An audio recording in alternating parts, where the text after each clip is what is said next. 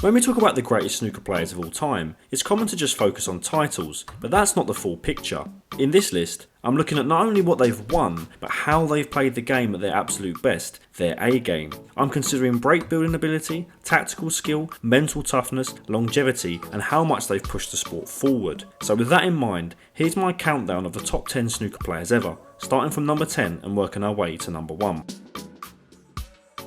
At number 10, we have the godfather of modern snooker, Reardon. 6-time world champion in the 1970s, he dominated the era before the sport hit the TV boom. Ray was a tactical genius, inventing many of the shots players still use today.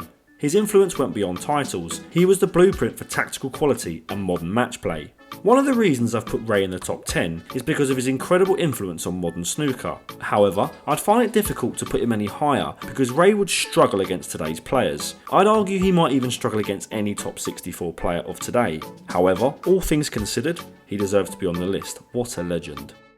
Stylish, aggressive and fearless, Shaun Murphy comes in at number 9. He won the World Championship in 2005 as a qualifier, and when he's in full flow, there's no one he can't beat. A master of long potting and fluent break building, Murphy has the game to dismantle anyone on his day. I really like Shaun Murphy as a player. He plays the game the way I think it should be played. However, I can't put him any higher than 9th because I think his career has been patchy, and I actually think he's one of the game's underachievers. Still, what a player.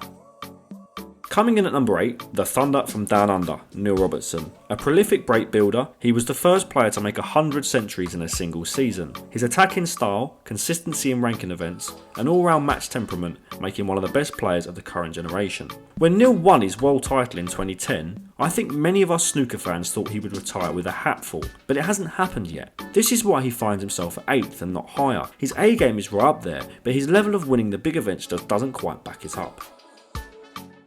Number 7 is the man who dominated the 1980s, Steve Davis. 6 world titles, a pioneer of professionalism, and an unmatched work ethic. Davis brought a clinical, methodical style to the game and set new standards for preparation. Listen, I get it. You might be saying, Steve Davis at number 7, how can that be? Well, although Davis is one of the most successful players of all time, it's obvious that his snooker became very much outdated by the mid-1990s. At his peak, he was world class, and I'd agree that today he would still be a top 8 player, but I think the likes of Judd and Ronnie would consistently beat him, and that's why he finds himself down at 7. What do you think? Do you think I've been harsh? Let me know in the comments.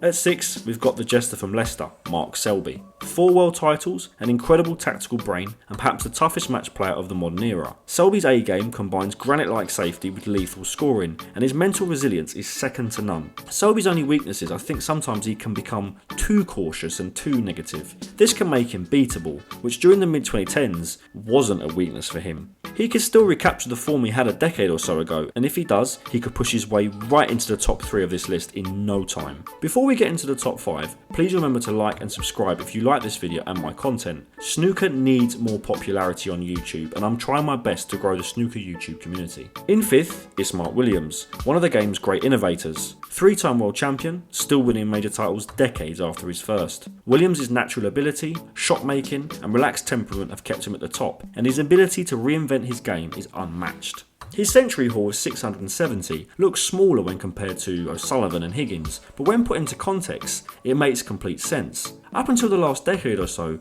Mark would often miss early by playing crazy exhibition shots before the century was made, but after the frame had been won. Therefore, when you compare Willow's breaks with Mark Selby, who has over 100 centuries more than Willow, you'll see the comparison and that Willow should probably have a few more tons.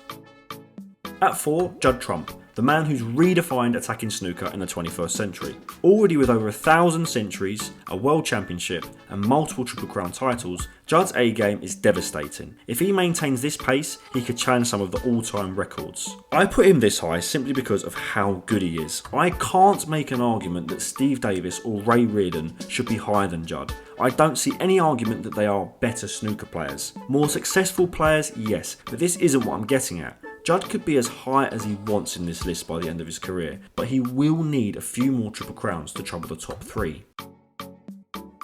Third place goes to John Higgins, the best all-rounder the sport has seen. 4 world titles, over 1,000 centuries and a complete game. Tactical brilliance, relentless safety and rock-solid break building. He's been at the top for more than 3 decades, adapting to every era. Some days I wake up and think to myself, Higgins is a better all-round snooker player than anyone I've ever seen.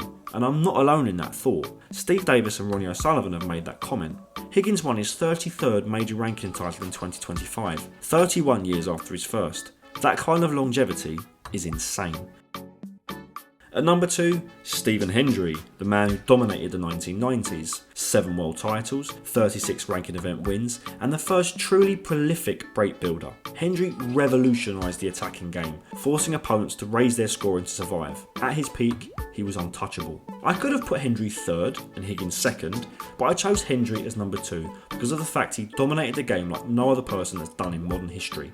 In 2002, his A-game was better than the reigning world champion Ronnie O'Sullivan's A-game. Hendry at his best is undoubtedly one of the best of all time.